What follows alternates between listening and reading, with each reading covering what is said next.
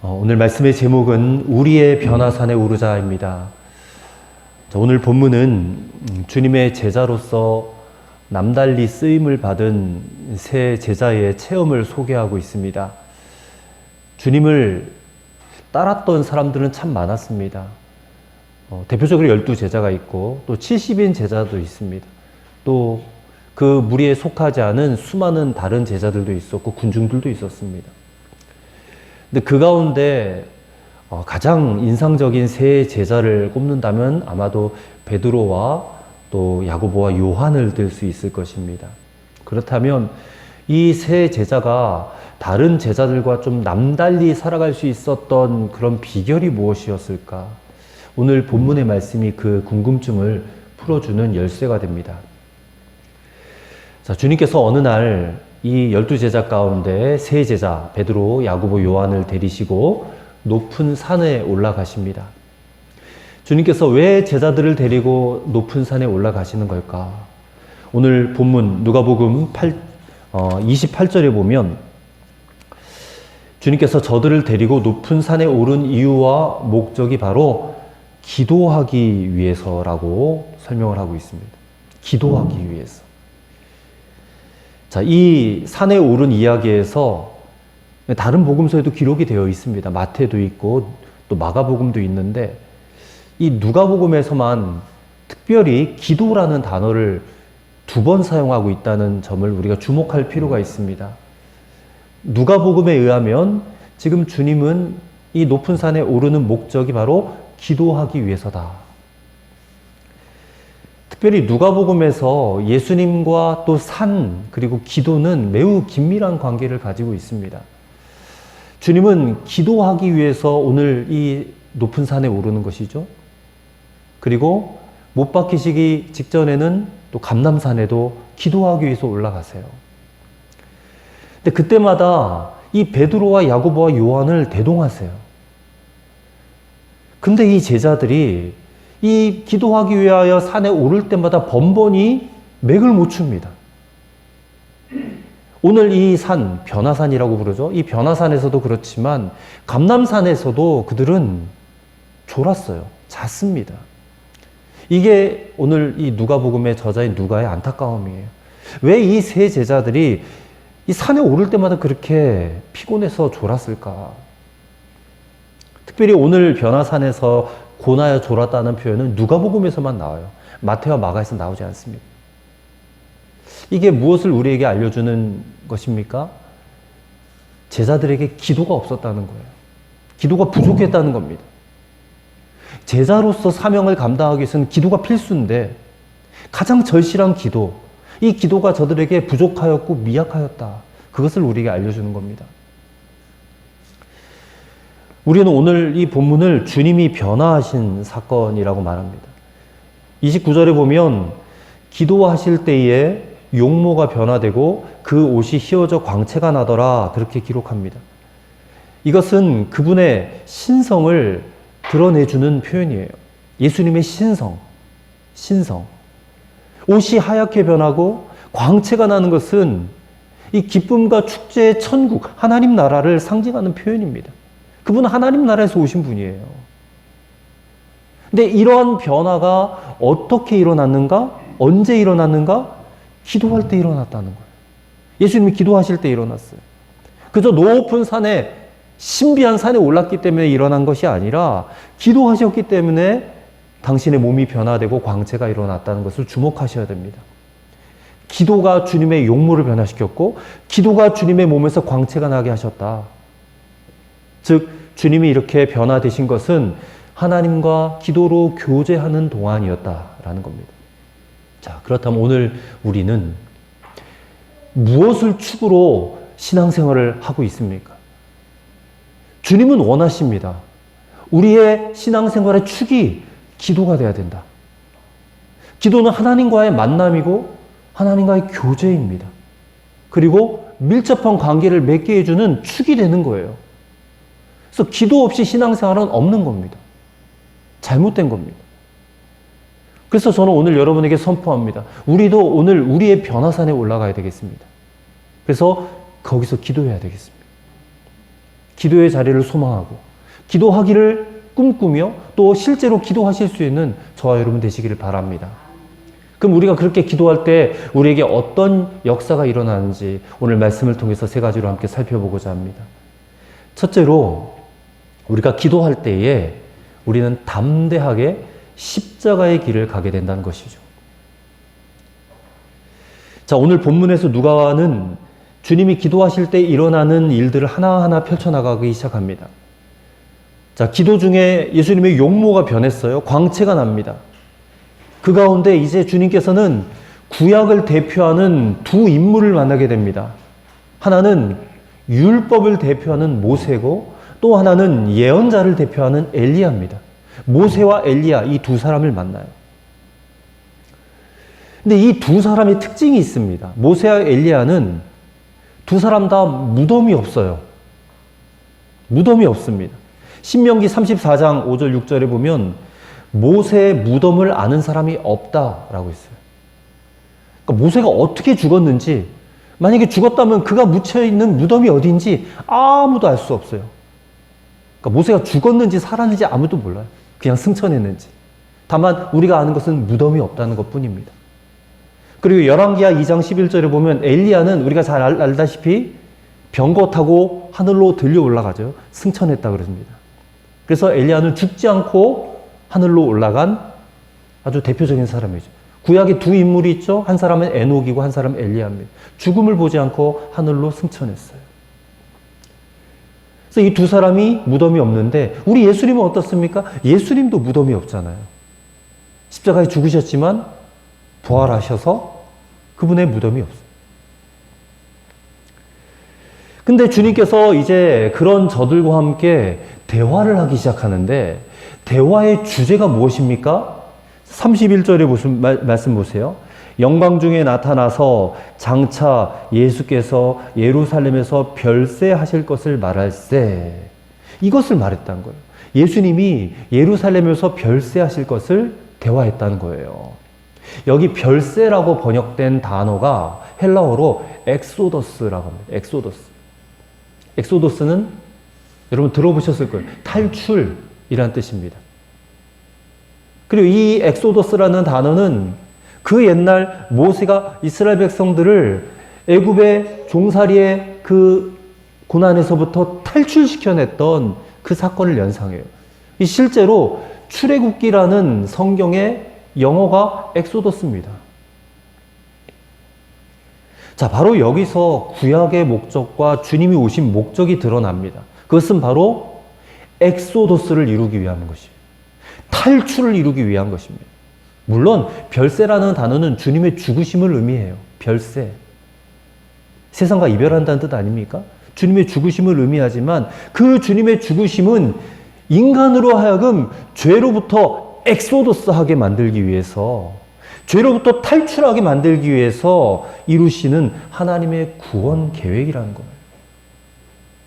그래서 주님이 당신의 백성들을 이 세상으로부터 하늘로 이끌어가기 위한 엑소더스를 시도하기 위해서 이 땅에 오셨다.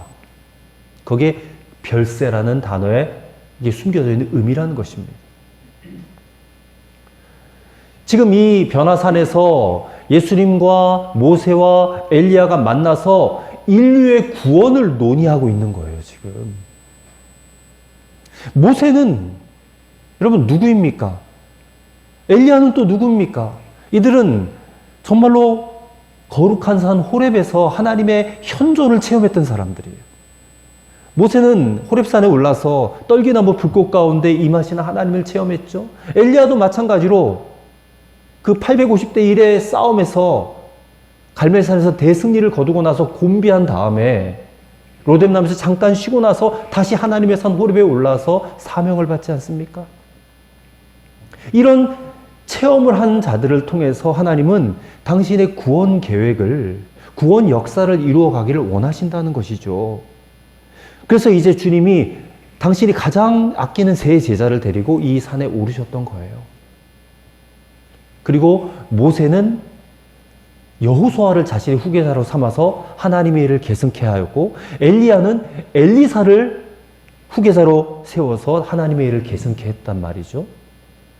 그렇다면 우리 주님은 누구를 세워서 계승하게 할 것인가? 바로 이 세 제자라는 거예요. 베드로, 야고보, 요한. 즉, 이 변화사는 주님께서 베드로와 야고보와 요한 이 세 사람을 사명자로 세우는 자리였다라는 것이에요. 그렇다면 이 사명자들은 하나님의 나라를 체험해야 된다는 것을 우리가 깨닫게 됩니다. 그러기에 이 변화산의 체험이 필요했던 것입니다. 베드로와 야고보와 요한이 제자로서 남다른 사명의 길을 걸어갈 수 있었던 배후에는 이 변화산의 체험이 있었다는 것을 우리가 짐작할 수 있습니다. 저들은 나중에 이후에 이 변화산의 체험을 회상합니다. 회상하면서 예수께서 많은 고난을 받고 또 사람들에게 배척당해서 십자가의 죽임을 당하시지만 3일 만에 부활하셔서 영광의 몸으로 변화될 것을 이곳에서 지금 미리 보여주셨다는 것을 그들은 뒤늦게 깨달아요. 그래서 이 경험에 충만하여서 저들은 나중에 주님 가신 그 십자가의 길을 정말로 담대히 마다하지 않고 그 길을 갈 수 있었다는 거예요.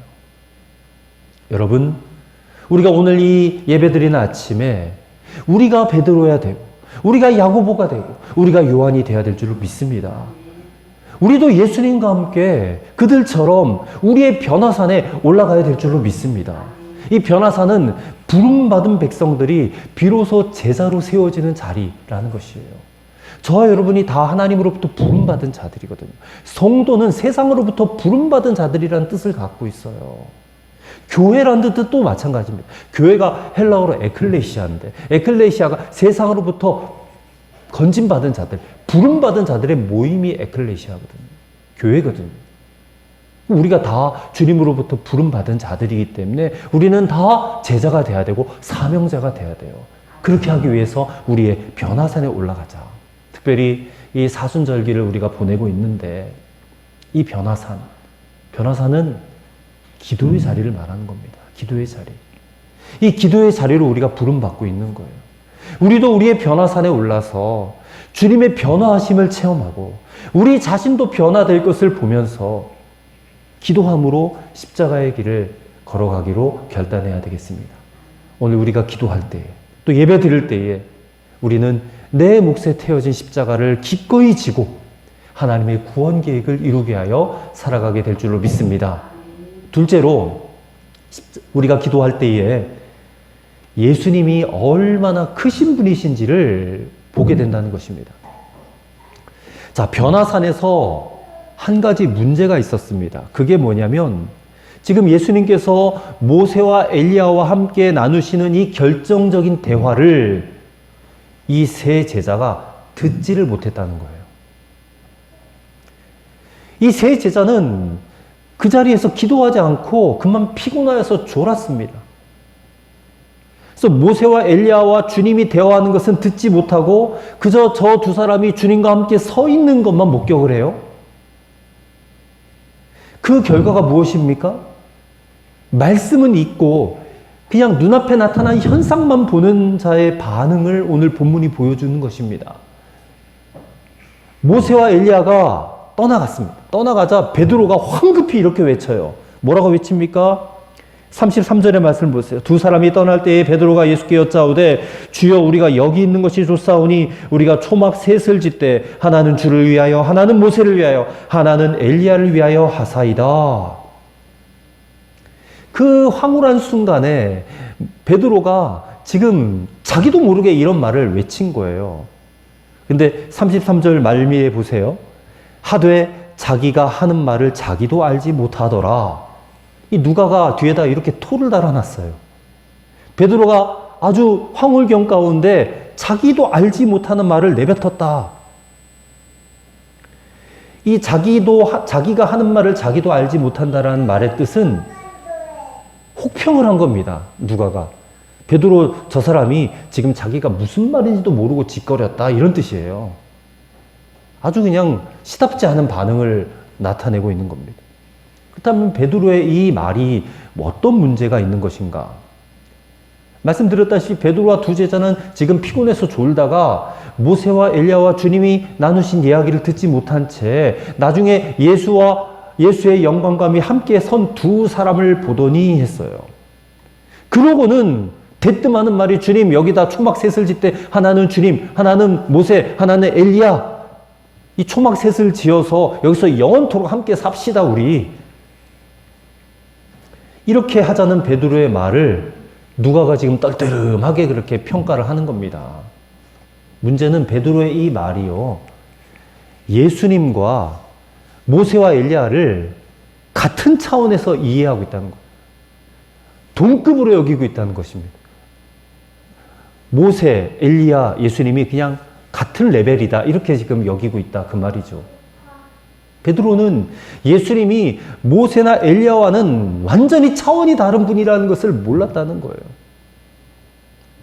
또 주님은 이 땅에서 그 어떤 초막도 처소도 필요치 않다라는 그 사실도 베드로는 알지 못했습니다. 그리고 주님은 장차 이 세상을 엑소도스 하실 분이에요. 탈출해 가실 분이십니다.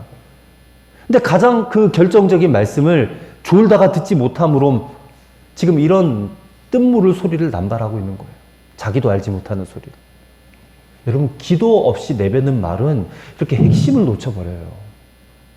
그러니까 무슨 말을 한마디 해도 여러분 기도가 쌓여 있어야 됩니다. 안 그러면 진짜 베드로처럼 이렇게 뜬물을 소리만 해요. 하늘로부터 음성이 들려옵니다. 이는 나의 아들 곧 택함을 받은 자니 너희는 그의 말을 들으라. 이게 35절에 나오죠. 자, 하늘에서 음성이 들렸다는 것은 하나님의 음성을 지금 그들이 들었다는 것입니다. 근데 그의 말을 들으라. 누구의 말을 들으라는 거예요? 예수님의 말을 들으라는 거예요. 이 말씀은 예수님은 모세나 엘리야와는 비교도 안 될 만큼 큰 권위를 가지신 분이다라는 것을 드러내는 겁니다. 하나님이 음성을 들려주심으로 예수님의 말을 들으라는 것은 이제 하나님이 당신의 모든 뜻을 아들이신 예수님을 통해서만 알려주실 것이라는 거예요. 아들의 말에 하나님의 권위가 있다. 그 말입니다. 그러니까 우리가 복음서를 읽고 예수님의 말씀을 읽을 때 이거는 하나님이 직접 우리에게 주시는 권위 있는 말씀으로 우리가 받아야 된다는 것을 의미하는 것입니다. 그때 무슨 일이 일어납니까? 오직 예수님만이 저들에게 크게 보이기 시작한다는 거예요. 36절 보세요. 소리가 그침에 오직 예수만 보이더라 했어요. 이 대단히 중요한 말씀입니다. 우리가 아는 바와 같이 모세, 엘리야는 위대한 하나님의 사람들이었어요. 근데 여러분, 그들이 우리의 구주가 될 수 있습니까? 모세가 우리의 구세주가 돼요? 엘리야가 우리의 구세주가 됩니까? 모세와 엘리야의 역할은 우리에게 구원자 되신 예수 그리스도를 증거해 주는 것이에요. 이는 성경에 나오는 다른 주의 일꾼도 동일한 적용을 해야 됩니다. 그들이 아무리 대단한 사역을 했고 심지어는 생명을 바쳐서 사역을 감당했다 할지라도 그들의 역할은 우리에게 예수님을 소개해 주는 역할에 불과해요. 아무리 신령하고 능력 있는 사람이라 할지라도 예수님을 대신할 수는 없단 말입니다. 아무리 병을 고치고 귀신을 쫓아낼지라도 여러분, 예수님을 높이지 않고 자기를 드러내고 자랑한다면 그는 주님의 일꾼이 될 수 없는 것이죠. 오늘 우리의 눈에는 예수님만 보여야 됩니다. 예수님과 세상이 겹쳐서 보여서는 안 돼요. 예수님은 보이지 않고 세상만 보여도 안 됩니다. 예수님은 보지 못하고 돈만 쳐다봐서도 안 되고, 예수님은 보지 못하고 세상 명예만 쫓아가서도 안 된단 말이에요. 나를 대속하기 위해서 십자가에 죽으신 예수님만 바라봐야지, 십자가는 보이지 않고 현세적인 축복만 보이면 여러분 큰일 납니다. 큰일 납니다. 그렇다면 여러분, 우리가 언제 예수님만 우리 눈에 보이게 될까요? 기도할 때입니다. 변화산에 오를 때, 기도할 때 우리 눈에 예수님만 보이게 된다는 거예요. 여러분, 우리가 기도할 때 예수님이 얼마나 큰 분이신지 우리가 보게 될 줄로 믿습니다. 기도할 때 예수님 보시길 바랍니다.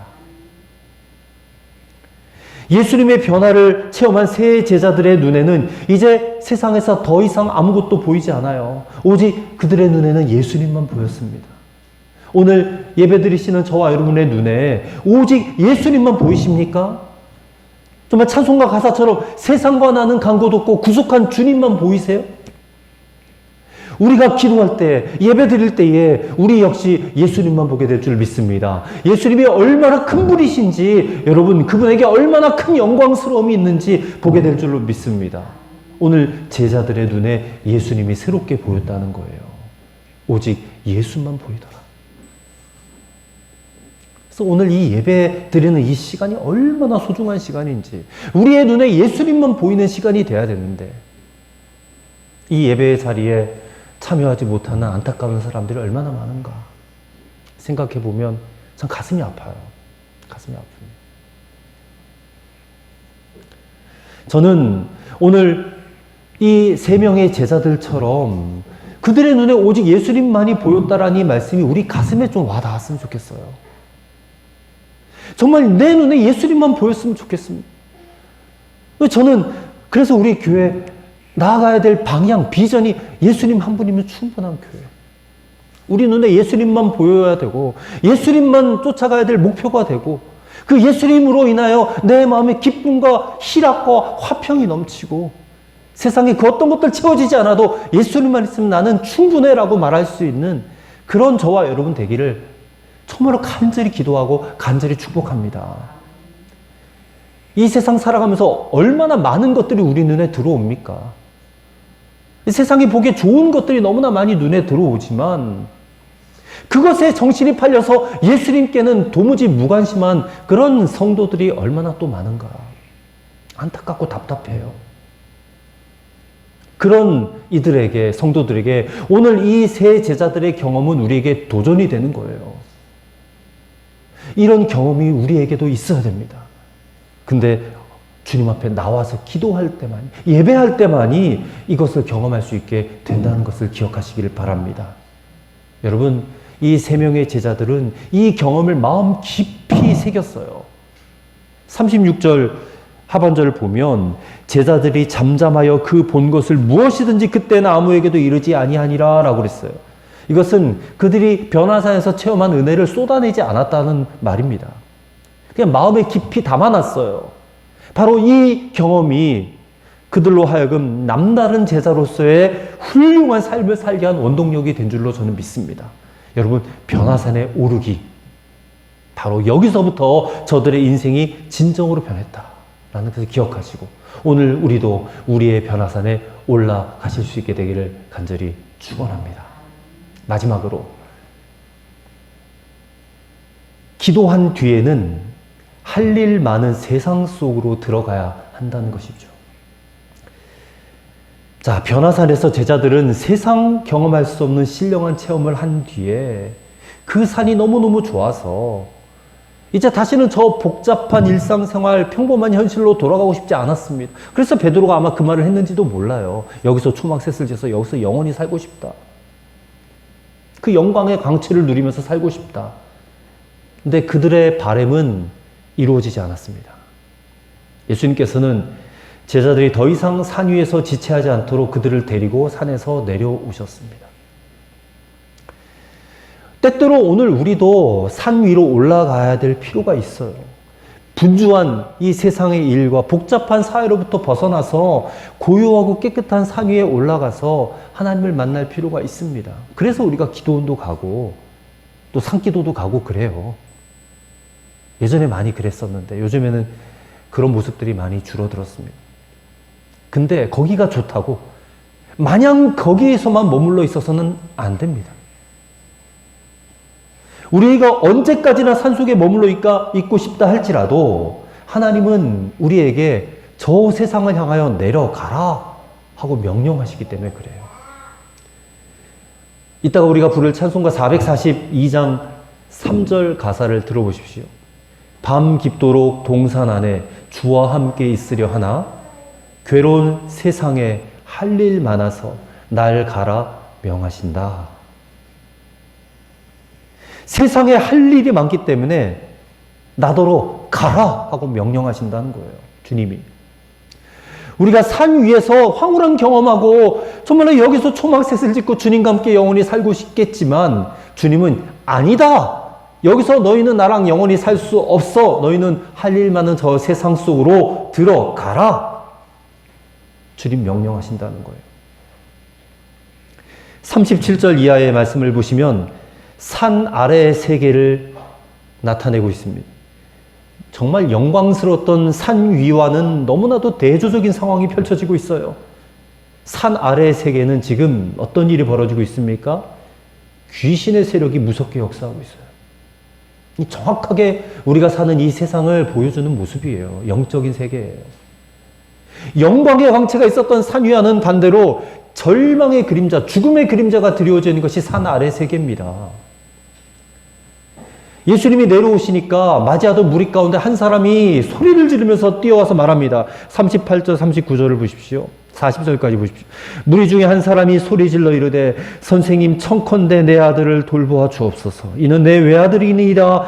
귀신이 그를 잡아 갑자기 부르짖게 하고 경련을 일으켜 거품을 흘리게 하며 몹시 상하게 하고야 겨우 떠나가나이다. 당신의 제자들에게 내쫓아 주기를 구하였으나 그들이 능히 못하더이다.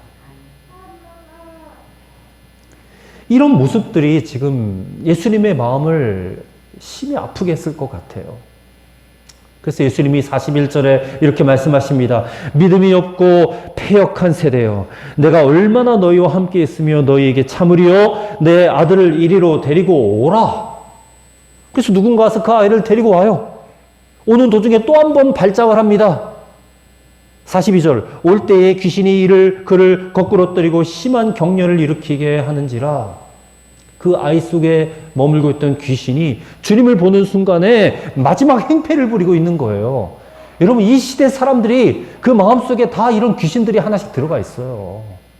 눈에 보이지 않고 이렇게 막 심각하게 발작이나 경련을 일으키진 않지만 세상 사람들 모두가 다 이 귀신이 있단 말입니다. 이 상황에 대해서 예수님이 어떻게 대처를 하고 계세요?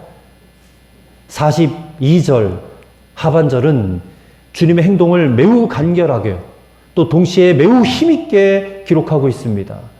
예수께서 더러운 귀신을 꾸짖으시고 아이를 낫게 하사 그 아버지에게 도로 주시니. 다만 꾸짖는 한마디로 귀신을 그냥 내어 쫓으시고, 예수님은 권세자시잖아요. 그 명령 한마디 앞에 더러운 귀신은 물러갈 수밖에 없는 것이죠. 특히 아버지에게 돌려주셨다라는 표현은 그 아들과 아버지를 긍휼히 여기시는 예수님의 그 면모를 우리가 느낄 수 있게 해줘요. 그 광경을 무리들이 다 지켜보고 있습니다. 그러더니 그들이 뭐라고 말합니까? 사람들이 다 하나님의 위엄에 놀라니라. 예수님의 행하심을 보고 하나님의 위엄에 놀라니라. 이 말은 예수가 곧 하나님이시다라는 것을 그들이 지금 깨달았다는 것을 의미하는 거예요. 여기서 우리는 주님의 이 기적의 특색을 보아야 됩니다. 주님의 그 위엄, 기적 속에서 그들은 지금 하나님의 위엄을 체험했어요. 주님이 고치셨는데, 주님이 귀신을 내쫓으셨는데 사람들은 하나님의 위엄 앞에 엎드러졌다는 것이에요. 고치신 분은 주님이시지만 그들이 놀란 것은 하나님의 위엄이에요. 즉 우리 주님은 누구세요? 하나님이시다, 그 말이에요. 여러분, 우리가 부르는 예수님이 곧 하나님이심을 믿으시기를 바랍니다. 예수님을 그저 위대한 역사 속의 성인 정도로 여러분 생각하시면 큰일 납니다. 예수님은 성인의 반열에 끼어들 그런 분이 아니세요. 예수님은 전능하신 하나님이십니다. 우리는 그것을 고백하는 자들이잖아요.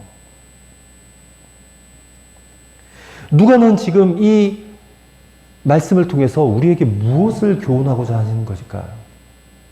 변화산에 계실 때 주님은 그 변화산에서의 위엄과 영광 가운데만 머물러 계시는 것이 아니라 지금 산 아래에 있는 사람들에게 들어오셔서, 이 비참한 인간 세상 가운데 들어오셔서 당신의 하나님 되심을 지금 선포하고 계시다는 거예요.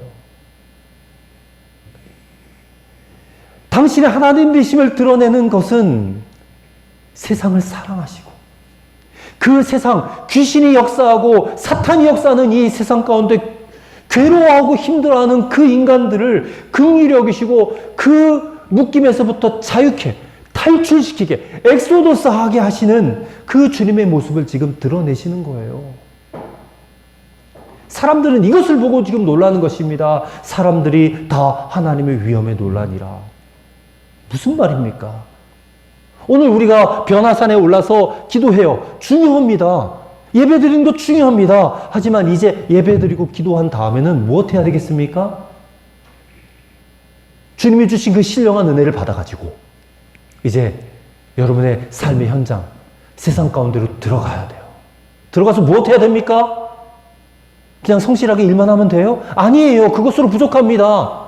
주님이 하신 것처럼 여러분 세상을 치유하고 세상을 사랑하는 삶을 살아가셔야 돼요.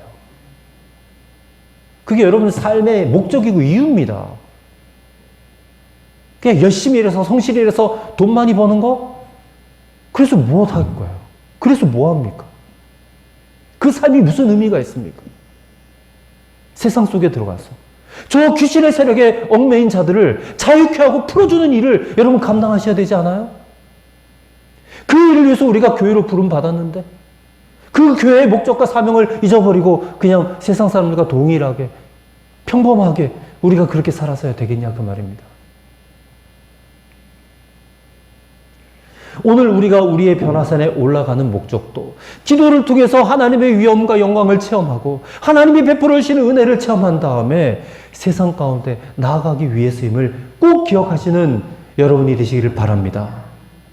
여기가 여러분의 변화산이 돼야 돼요.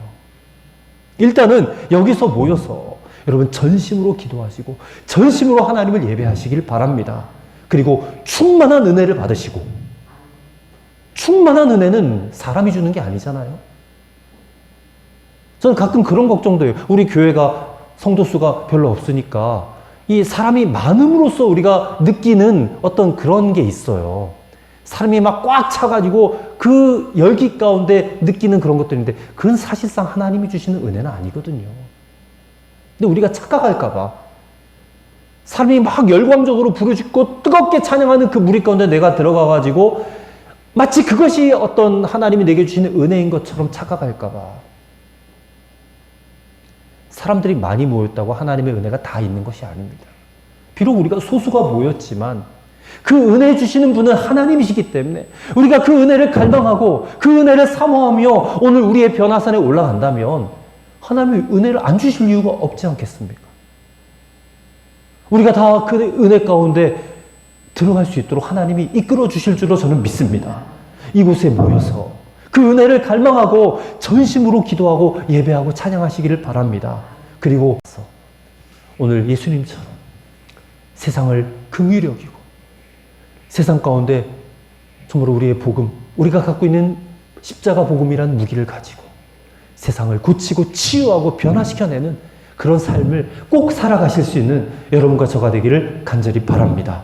그럴 때에 저 세상 사람들이 오늘 이 본문의 말씀처럼 외치게 될 것입니다. 다 하나님의 위엄에 놀라니라. 그와 같은 일들이 오늘 우리에게 꼭 일어나게 되기를 우리 주의 이름으로 간절히 축원합니다. 아멘. 기도하겠습니다. 하나님, 사랑의 하나님, 오늘 우리가 우리의 변화산에 올라가게 하옵소서. 이미 올라왔습니다. 이곳에서 우리의 변화산에서 하나님을 뜨겁게 찬양하고 기도하고 예배하게 하옵소서. 우리의 신앙생활의 축이 바로 이 기도와 찬송과 예배가 되게 하옵소서. 우리가 기도할 때에 예배할 때에 우리는 당당히 십자가의 길을 가게 될 것이고 우리가 기도할 때에 예수님이 얼마나 크신 분인지 보게 될 것이고 또한 그렇게 기도하고 예배드린 다음에는 할 일 많은 저 세상 가운데 들어가 세상을 사랑하고 세상을 치유하는 복음의 증인이 되게 하여 주시옵소서. 예수님 이름으로 기도드리옵나이다. 아멘.